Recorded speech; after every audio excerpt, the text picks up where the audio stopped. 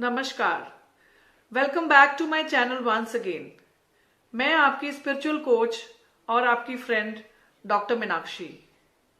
मेरे पास काफी क्वेरीज आई कि मैम आप कोई ऐसा वीडियो बनाएं जिससे हमारी शादी बच जाए। तो मैंने सोचा कि क्यों ना बच जाए, क्यों ना आपको कुछ ऐसे टिप्स दिए जाएं जिससे आपको आपकी शादी में हेल्प मिले। पर यह इतना वास्ट टॉपिक है कि इसके ऊपर एक वीडियो में बात करना नामुमकिन रहेगा। तो कोशिश करूंगी जितना मेरा एक्सपीरियंस है, जितनी मुझे नॉलेज है, उतना ही मैं आपको समझा पाऊं और आपकी शादी बचाने में आपकी मदद कर पाऊं। लॉकडाउन में ऐसे बहुत सारे केसेस आए जिसमें मैंने सुना कि कुछ लोगों का तलाक हो रहा है। काउंसलिंग के दौरान मैंने ये पाया कि कहाँ पे प्रॉब्लम आ रही है। तो मैंने ये जाना कि मेल और फीमेल दोनों ही डिफरेंट कैटेगरी के होते हैं, दोनों की सोच डिफरेंट होती है। अगर हम थोड़ा सा इस सोच के ऊपर रिसर्च कर लें और हमें सामने वाले के बारे में थोड़ी सी उसकी रिएक्शन और प्रतिक्रिया के बारे में पता हो तो हम उसको आसानी से डील कर सकते हैं। तो आज इस वीडियो में मैं आपसे कुछ छोटे छोटे टिप्स शेयर करूंगी और साथ साथ इस वीडियो में मैं आपको अपनी पर्सनल स्टोरी के जरिए कुछ समझाने की कोशिश भी करूंगी। अगर आपको ये वीडियो अच्छा लगता है तो से yes in the comment box so that I can make more videos related to the same content. तो स्टार्ट करते हैं। मेरी बेटी को पैदा हुए सिर्फ 7 दिन ही हुए थे। मैं और मेरे हस्बैंड बिल्कुल सो नहीं पा रहे थे। दिन और रात थकान में गुजर रहा था। 8वें दिन मेरे हस्बैंड को ऑफिस जाना था। मेरा सीए सेक्शन से ऑपरेशन हुआ था। मेरी कुछ मेडिसिन पेन किलर खत्म हो गई थी। हस्बैंड के जाने के बाद मैंने रियलाइज किया कि वो मेडिसिन खत्म हो चुकी है और मुझे मंगवानी ही पड़ेगी। मैंने अपने देवर को ये बोला कि आप मुझे ये मेडिसिन ला दीजिए। देवर भूल गया।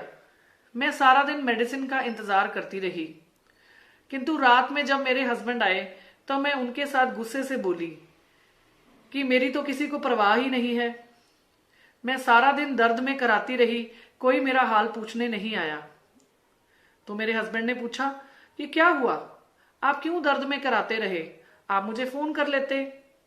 तो मैंने उनको ये बताया कि मैंने आपके ब्रदर को ये बोला था कि मेरी ये पेन किलर खत्म हो गई है और वो मुझे लाकर दे, परंतु उसने मुझे लाकर नहीं दी। मैं सारा दिन उसी का इंतजार करती रही कि शायद अब ले आएगा, शायद अब ले आएगा। और मैंने आपको ये सोचकर फोन नहीं किया कि आपको ये लगेगा कि मैं उसकी शिकायत लगा रही हूं। तो हस्बैंड को ये लगा कि मेरा तो कोई दोष नहीं है, ये मेरे पे गुस्सा क्यों कर रही है।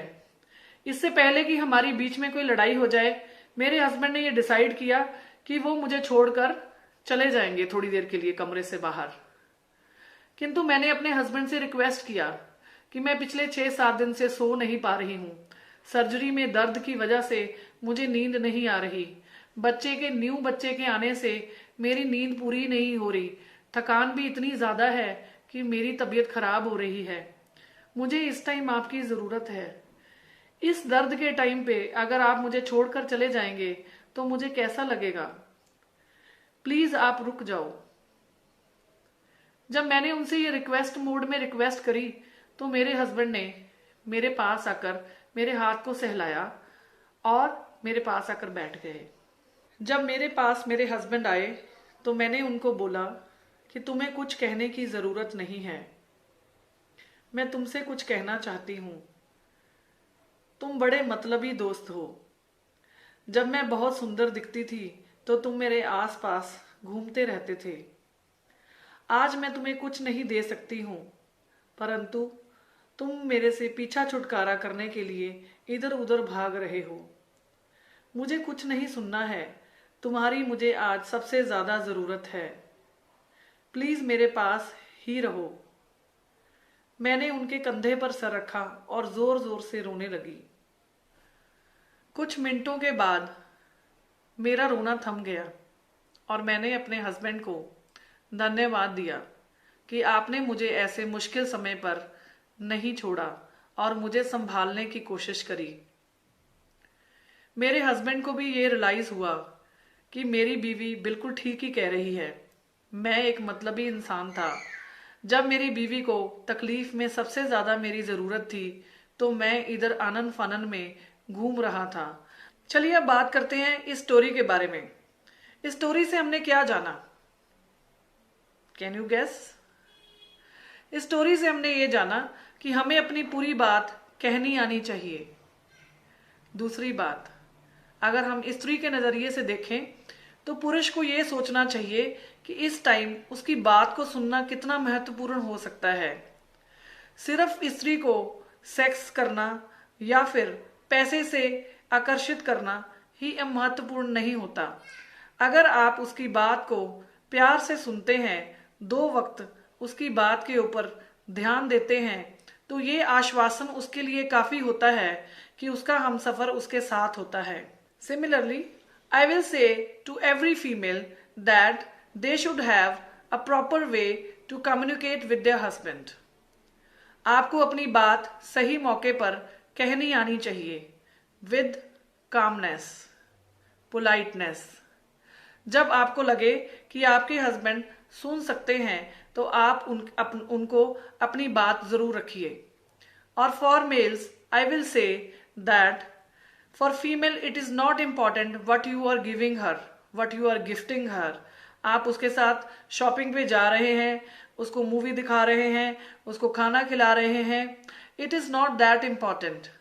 When she is in pen, please understand that she needs you, she doesn't need any material comfort. उसको सिर्फ अपने हमसफर का हाथों में हाथ चाहिए और उसका कंधा चाहिए, ये तसल्ली के लिए कि मैंने शादी करने का जो डिसीजन लिया था वो मेरा करेक्ट डिसीजन था। आई होप मैंने आपको इस टिप के जरिए, इस स्टोरी के जरिए ये समझाया है और आप समझ भी गए होंगे कि आपको अपनी बात किस तरह से एक दूसरे के सामने रखनी है। इस तरह से हमारे रिलेशनशिप मधुर और हेल्दी होते हैं। अगर आपको ये वीडियो अच्छा लगे तो please spread in your community so that अगर किसी की शादी टूट रही हो तो उसको बचाने में हम उसकी मदद कर सकें। हो सकता है कि ये किसी की मैरिज को बचाने में उसकी हेल्प करे और हम अपने बच्चों को तलाक से बचाकर एक अच्छी सोसाइटी दे सकें, एक अच्छा फ्यूचर दे सकें। Thank you so much, love you all, see you for the next video.